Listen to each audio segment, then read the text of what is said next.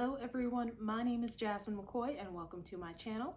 If you are new here, thank you for clicking in to drop by, but if you're a returner, it is always nice to have you back. This video, I'm going to be talking about how to curate a positive social media experience. If you're like me, you like using your phone, you like your social media. It's kind of a given for the world that we live in. If you're not following me on Instagram and Facebook, you can change that now, Peridot_Jen and Jasmine E. McCoy, as well as subscribing. But my relationship to social media changed, and it changed last year in form of one of my New Year's resolutions, where I decided that I wanted to decrease the amount of screen time that I am having. And that came after a day where I was on my phone for 10 hours. I was on my phone looking at that screen for 10 hours and I said, ugh, I don't want that to ever happen again. So my New Year's resolution was to decrease my screen time down to 5 hours average for every day of the week. And I feel like I've done a pretty good job at that. In turn, that decision forced me to be more intentional about the way that I use social media. And I feel like it's been very useful. Maybe you were like me, endlessly cycling through Instagram, Facebook, Twitter, Snapchat, TikTok, Instagram, Twitter, Facebook, Snapchat, TikTok. And that is not the way that I wanted to continue. I had to ask myself, is this necessarily a good thing if all I'm seeing is the highlights of the lives of my friends and family? If all I'm seeing is the glitz and glam of celebrities, or if I am seeing whatever sponsored content that an influencer is putting out. I thought that it would be very useful to talk about how it is that you curate a positive social media experience. And the reason why I say curate is because you, yes you, the viewer, are the person that is in complete control of what it is that you see when you go onto your phone. But before we get into that, I wanted to start with 5 statistics about social media and about screen use that are going to really set the tone for why this is a necessary video. Statistic number 1, more than half of the world uses social media, and that number is 58.4%. Number 2, the average daily time spent using social media is 2 hours and 27 minutes. That's just a little bit over 10% of your entire day. Number 3, a 2019 study suggested that teenagers who use social media for more than 3 hours daily are more likely to experience mental health problems such as depression, anxiety, aggression, and antisocial behavior. Number 4, according to an article from Forbes in 2017, they reported that it is addictive, triggers more sadness, causes people to compare their lives to others, leads to jealousy, and deludes people into thinking that the more friends they have on social media, that the more friends they have in their real life. Essentially lying that because you have thousands of followers, you are a social person because that directly relates to your socials in life. And statistic number 5, coming from the Pew Research Center, 59% of US teens have been bullied or harassed online, and you can pause here to see the specific breakdown of those responses.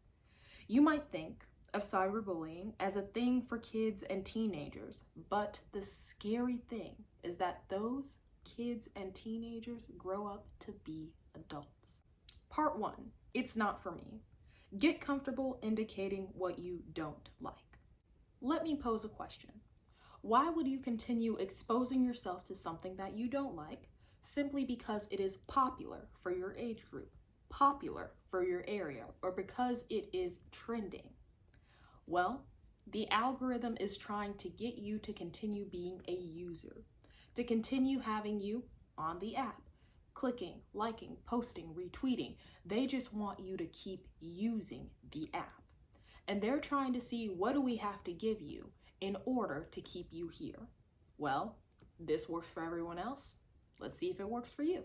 Whether it's for good reasons or bad reasons, the algorithm will notice that. And if you don't interact with that content, it sees that. but it gives a stronger response to click, not interested, show me less. When you actively indicate that this, whatever it might be, is something you don't want to see, you're going to be able to better tailor a positive social media experience that you will actually enjoy. And there are two halves to this. Is it something that I simply do not like, or is it a violation of community guidelines? What I do is I use the not interested, show me less buttons for things that I simply do not like. It's not my cup of tea. I don't like X fandom.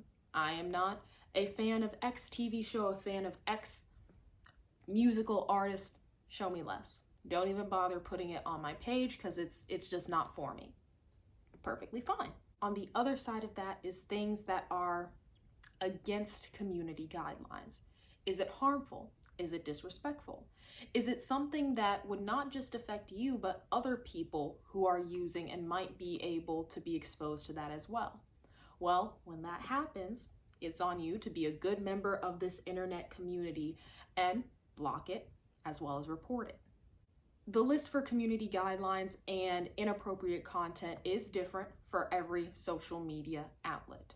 But in short, it would include things like hate speech, self-harm, violence or threats of violence, spamming, explicit material, terrorism, extremism, or even impersonating someone. If you have spent any time on Instagram, Facebook, TikTok, Snapchat, or Twitter, I am sure that you have had some experience where you have been scrolling or swiping and seen something that was against community guidelines. Someone posting an explicit picture, someone being explicit in the comments of someone using hate speech. We have all seen it, and that is a disappointing part of the world that we live in and the world that we have created, even in our internet. So when you see that, fight against it. Do the right thing and be a part of making the positive change we want to see, not just for your social media experience, but for everyone else involved as well. I can even think of a couple examples where Blurred Over, which is a very nice community that I love. It is the Black nerd community, Blurred, and Black people, we do cosplay. We love cosplay, but sometimes the cosplay community does not like, accept, or welcome Black cosplayers. The Blurred Over Instagram will say, hey, this person made a racist comment about X cosplayer. Report it. And people will go and report. That person will get suspended, maybe have their account taken away. It's called doing the right thing. And when that happens, you see the community, in this case, the Black community, coming together to make sure that things like racism are not able to persist in our internet experience. And you know, we have racism in the outside world. We have sexism in the outside world. Ableism, why would we want to let that bleed into and infect our internet experience? Why would we let those people be able to have their freedom of speech, but their freedom is hate speech, present in an area where anyone can see it? Well, at least you're making it obvious that you are a bigot. And because of that, because you have it in writing, it can be easily reported. That way, you can be booted out of the community and the area that should be open and inclusive for everyone. Think of it this way. Freedom of speech is very important. Expressing your opinions is very important and a wonderful right that we have living here in the United States. But is it just my opinion when that person's opinion is violent, denies equality, or ignores the consent of other users in wanting to create a safe space? Part number 2, spark joy. Show me more. These are the things that you see on the internet that are going to make you smile. They're going to make you want to share it. They're going to make you save it for later because that's how important and that's how much joy it brings to your life. And I got some suggestions of things that you can use, things that you can highlight in your social media experience to make it more positive. The first will be including your family and friends. Now, obviously, if you want to see your family and friends, I mean, they might physically be there, yes, but for those who are a little bit farther away, you could also obviously text them, call them, FaceTime them, whatever it may be. But it is nice to be able to publicly acknowledge and celebrate whatever it is that they are posting. And in my family, we have a family group chat where literally over the course of a day, maybe 10 to 15 things will be shared in our family group chat that are funny, that we can all laugh at, or be like, ooh, that's very pretty, or ooh, that looks like it tastes good. And it's just a way for us to share our positive social media with each other. The next section of content that you could look into is healthy lifestyle content. And that is not only the physical things of exercising, but also healthy eating, healthy social skills, healthy relationships, healthy emotional skills. These are all things that go into creating a happy and healthy whole person. Because you are not just your body, you are also your mind, your heart, and all of the things that make you, you. Going back to one of my previous points about people use 2 hours and 27 minutes of social media a day, did you know that this is actually the recommended amount of physical activity that you are expected to get in a single week? That is just 30 minutes a day. But less than 5% of adults actually get that recommended 30 minutes a day of physical activity, and 1/3 of adults make sure that they get their 2 hours and 30 minutes in the actual week. We can do better than that. I know that we can do better than that. You want to choose something, follow someone, like, and just interact with things that are going to uplift you physically, mentally, emotionally, and socially to build a better, happier you, a healthier you. Because health is not made simply by going to the gym. It is made of much more things that go into your life. So let your timeline and your For You page give you content and promote things that make you motivated. Maybe it's going to be some exercise ideas. Maybe it's going to be some meditation ideas, some food and nutrition meal plan type ideas, or suggestions of things that you can go do with your friends in the city that you live in. But all of these will come together to help create a healthier lifestyle built on the positive content that you have curated in your social media experience. The next section of things that you can gear your social media experience to is goal setting and motivation. So ask yourself, what is something that you have a goal for? And maybe you go and find a content creator who does and has achieved that goal. You follow them. They will give you tips and tricks on how to get to where they are. They will give you motivation saying, I have been where you are now. You can get to where I am. And it is going to take progress. It is going to take time, but I am here for you to take you in that journey. That would be wonderful, wouldn't it? Maybe someone is financially independent and has retired early. Maybe there's someone who is a doctor. I'm someone who has applied to medical school, gotten into medical school, and I have followed many people who are Black in medicine, women in medicine, Black women in medicine, showing the future that I want to have and that I am currently working towards. And seeing them when I'm on my phone motivates me to continue on the path towards greatness. If you have a goal, fill your social media with people who have already reached that goal and are being content creators. They will have tips, tricks, and they will show you exactly how to get there. So whenever you see them, you are boosted and motivated to go after that thing in your own life. The next section is nature. Give yourself a little bit of greenery, a little bit of water on your timeline.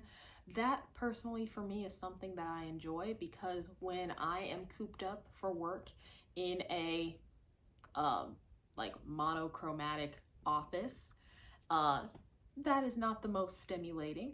When I go home, and here living in Cleveland, everything is snowy, but maybe you live in Florida and the idea of snow is very interesting to you. I like being able to see things in nature halfway around the world because it definitely gives me a little bit more perspective and widens my worldview. And finally, you should heart, love, show me more for content that is personalized for you, your hobbies, your interests. If you have a favorite show, make sure that you're following the hashtag for that show, or that you're following the official fan page for that show. Or maybe it's an artist, maybe it's a hobby. You like knitting, you like stickers, whatever it is. Oh, maybe you like rock climbing and there's a whole rock climbing community out there for you to join. But show that you are interested in that you like, that you love, show me more, and the algorithm will hear you. The algorithm will say, oh, I am learning. My user likes this, let's give them more of this. And the final section, closing, moving forward in your social media experience. I know that this video did start out with a bunch of negatives on how social media can impact your life, but as you can see, we ended it on a positive note with the ways that social media can add to your life, the ways that social media can uplift you, the way that it can connect you, and that your social media experience is what you make of it. You are in complete control. Like I said, your experience on social media is a combination of things you like and things you don't like. And when you see something you don't like, let the algorithm know. When you see something you like, let the algorithm know. But at the very least, when you are on social media, you want to consume content that protects your mind, that protects your heart, that protects you socially, emotionally. Because if you're going to spend 2 hours and 27 minutes on social media, average a day, you want that experience to be positive.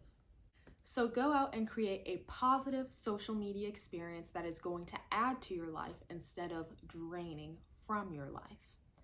And if you have really enjoyed this video, if you have any suggestions of positive social media content creators that you think should be shared with other people, you can put that in the comments.